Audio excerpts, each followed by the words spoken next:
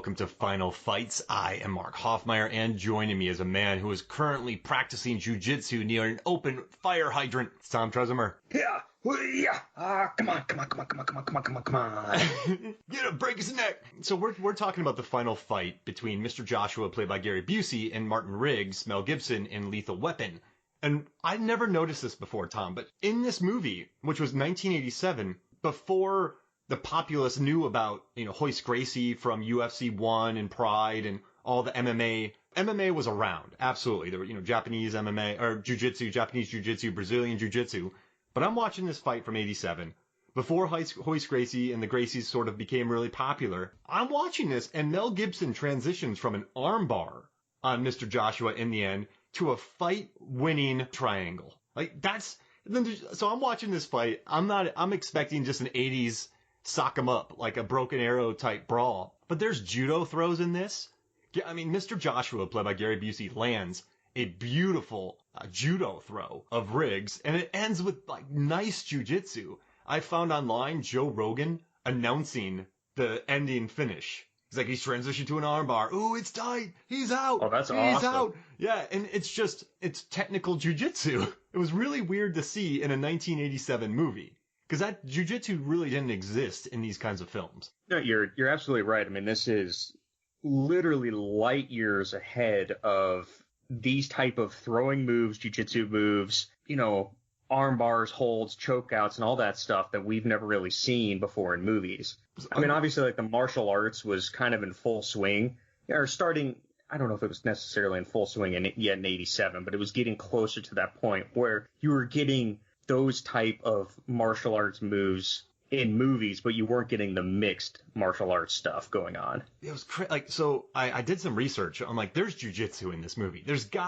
You don't just bust out jujitsu on somebody in a 1980s movie and not have a trainer. So I found out that Rorion Gracie, one of the great, famous Gracie families of jujitsu, Brazilian jiu-jitsu, trained Mel Gibson in this because he and Gary Busey, since they're special ops, since they're pretty much everything rolled into one, they really wanted to know kind of different types of fights. So they trained them how to use judo, capoeira, jiu-jitsu, and a thing they call jailhouse rock, which is insane to me.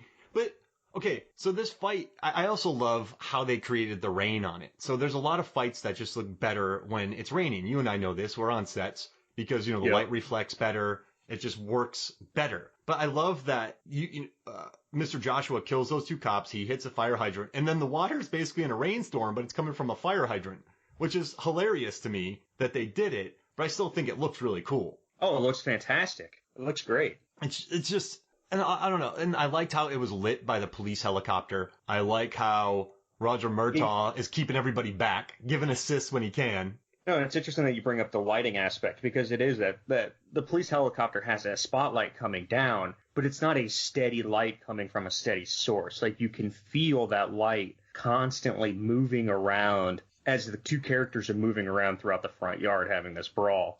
So it really heightens that chaotic approach to everything. Every time I watch this fight, so basically what happens is, if you've seen Lethal Weapon, you just know that, you have Murtaugh and Riggs, they get paired up in the beginning. You know that they're both really good shots at the gun range. We learn that, which comes into play later. We learn that they're highly trained. We learn that they're kind of crazy. And as the movie goes by, all this stuff happens. There's some double crosses. There's some people killed. There's special forces, yada, yada, yada. It all ends up with Mr. Joshua, the henchman of, oh man, I forget his name. He's the henchman of, man. And, let's see. Said it. Oh, General Peter McAllister. McAllister, yeah, that's and right. So we know that he's tough. We know that Mr. Joshua can take lighters underneath his arm and not get hurt. We know he's Shadow Company in the Vietnam War, U.S. Special Forces. So at the end, we have Mr. Joshua against Riggs, just two badass Special Forces guys outside the home of Murtaugh, played by Danny Glover. And yeah, it's... Oh, go ahead. Oh, no, I want to ask you a question. How annoyed do you get when Mr. Joshua picks up that piece of wood? Oh, is it the wood or the flagpole that he starts swinging? It's just one of those. It's a flagpole. It's a hunk of something, and it just seems so cheap. It annoys me. And he's swinging it terribly. That's the thing that takes me out of this fight. I don't think it doesn't take me out of the fight. I think what it gets me is that at that point, Joshua knows that he can't beat Riggs physically. So No. he's going to have to find a way to overcome it. And so he picks up that giant chunk of whatever it is, goes to town like it's a Louisville Slugger. Do you think the way they established this fight was Mr. Joshua is physically stronger, but Riggs is more wily? Because there's two moments in this where Gary Busey just picks up Mel Gibson and just slams him on the ground and then slams him on a police car.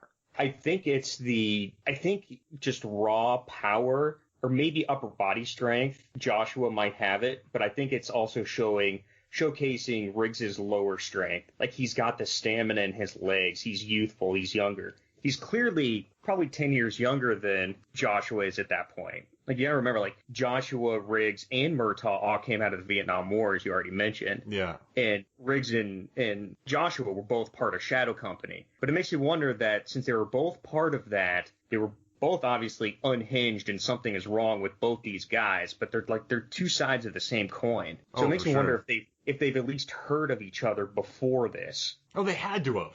They had to have known about each other. So it's like, these guys are tough. Yeah, but it's like Riggs's first line to him, after they pseudo arrest him and pull him out of the house is, "So what do you say, Jack? Would you like a shot at the title?" Yeah, I love that. So it's like that's setting that whole thing up, and it's like I think he knows that Busey's the type of guy that can lay one hit and knock him out, but it's if he can withstand those hits and weather the storm. No, I think you're absolutely right. It just bums. I get bummed with Gary Busey every time he has to start pulling these techniques. I'm like, come on, man. And then he just picks him up and slams him. He must have wrestled too, because that the throw that you were talking about, that is a good solid hip toss. Yeah, I know. I mean, right? that is good. Like, there's wrestling and judo in that. Like, so I'm watching this fight, and remember we did the Broken Arrow episode, and it's a classic American slugfest. But you're watching their form, and you're like, these guys have no idea what they're doing. But it's a beautiful fight. But when you're right with his hip placement and his legs, like that's a good throw. Like that I love that about it. And I think what sets this apart, especially from just a good American slugfest that's in Broken Arrow, is this one. These guys clearly have technique and they know what they're doing. It's just whether or not they want to block and parry the other guy. Yeah. Like, they both just seem so content to take a punch just to see if they can take it. It's interesting, too, how Riggs is the crazier one, and that allows him to get thrown all over the place. Like, Riggs really overcommits when he gets tossed around the first time. And I don't know, I dig that. I mean, there's 37 total strikes in this film, but I keep thinking there's more. But then as you count it, you're like, oh, wow, I guess there's not that many. And I found out something really cool. Do you want to hear something neat? Yes. All right, so the stunt coordinator on this, the fight choreographer, his name is Bobby Bass. So I don't know if you've ever heard about him, but, I mean, this guy, he won a stunt award for his driving in To Live and Die in L.A. I mean, this guy worked on Predator, Rocky V. He worked on Last Action Hero, The Crow. I mean, this guy's been around everywhere. Now, Bobby Bass, there's a thing, though. He is known for popularizing the headbutt in cinema. So he helped popularize the use of the headbutt in barroom fights. Isn't that crazy? So when you watch this movie, the headbutt that's in this, that's a great headbutt. And then when you watch Lethal Weapon 4, they triple that with headbutts. So this guy, the stunt choreographer, coordinator on this, he popularized the headbutt, Bobby Bass, the guy who set this fight up.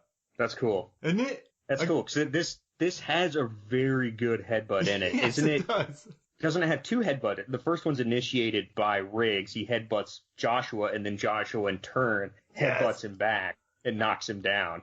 I love that duel of the headbutts. It's like the duel of the fates. This is the duel of the headbutts. And Joshua's stronger once again. He drops Riggs a lot, kicks him on the ground, drops him with that headbutt. Headbutt's so funny because you can tell Riggs is like, oh, I'm going to get him and sneak one in. And Josh was like, F you, dude. Takes it on the nose. It comes right back with it and just powerhouses him. I do love that the headbutts open up cuts on both these guys. Like, these guys' faces towards the end are nice and cut up. I really dug that about them. And I don't know, I think it's just a funny idea. Like, we need to get this thing in the rain, so let's just hit a fire hydrant that shoots perfectly where these guys fight. It's ridiculous. And it's such a good chaotic fight, especially the the opening few moments of it, you know, when the water starts coming down, Murtaugh's over there trying to keep everybody back and being like, yo, I take full responsibility of this. Police brutality type of battle to the death in my front yard. Everything is cool. But then like the actual physical shots of the fight are so tight and close and chaotic that you really don't know, at least for me, I didn't know who was hitting who at one point. Yeah, It was just literally a brawl in the mud. In the beginning, you don't really know because the camera's so close. Sorry to interrupt you there, my bad. But the camera's so close. Is that kind of what you're like? In the beginning, I didn't know what was really going on. Yes. Yeah. And then kind of once the rhythm starts to get going and you figuring out, you know, what these guys can do and their styles are, I feel like the camera kind of backs off and then it lets you more see what is happening. And I wrote that. I was like, it's better when they go to the wider shots where you get to see the spinning elbows. Oh, yes. Followed by a headbutt. Oh, man. But it's like, I think that was all set up for that reason, just to add to that chaos and tension of the beginning of the fight. No, I think you're absolutely right, because this is a bunkyard brawl in a front yard of a house between two special forces guys who are kind of crazy. So I think you kind of have to film it, like you said, close up, handheld, chaotic. I mean, Donner's doing this. They had the budget, so I think it's a smart way to shoot that movie. I think it fits their personalities too, these two guys.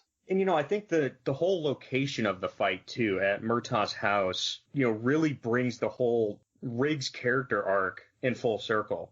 Because, like, you know, the guy's a suicidal maniac through most of the movie. You know, he's a loner. He lives in a trailer house on a beach with his dog, Sam. But then it's like, you know, over the course of the movie, he actually gets to know the Murtaughs and the family.